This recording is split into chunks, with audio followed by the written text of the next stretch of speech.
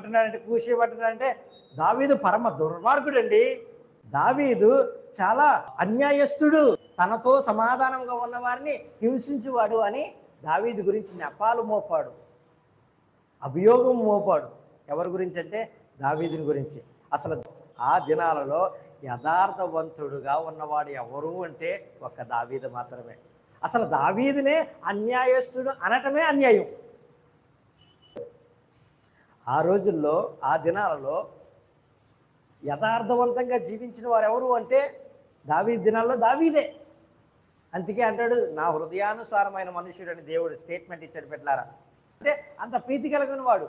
So అలాంటి వాడి మీద, అలాంటి వ్యక్తి మీద, దావీదు మీద ఇప్పుడు నెపాలు మోపుతున్నాడు. ఎవరు అంటే కూషు అనేవాడు దావీదుని అంటున్నాడు, అతడు దుర్మార్గుడు, దుష్టుడు, దుష్ట స్వభావం కలిగిన వాడు, అన్యాయస్తుడు అని ఆయనతో ఎవరైతే సమాధానంగా ఉంటారో వాళ్ళకి హాని చేసేవాడు అని నేరాలు మోపాడు.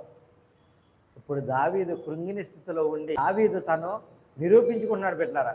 ఏమని చూపుతున్నాను చూడండి. యెహోవా నా దేవా నేను, కానీ దావీదు ఏం చేస్తున్నాడంటే, దేవా నీవే నాకు న్యాయాధిపతిగా రా.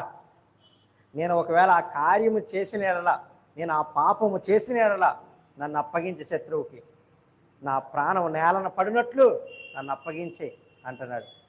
తన యథార్థతను నిరూపించుకోవడానికి దావీదు మాటలు దేవుడు వింటమే కాదు, దావీదు మాటలు ఎవరు విన్నారంటే సౌలు విన్నాడు. సౌలు నమ్మాడు.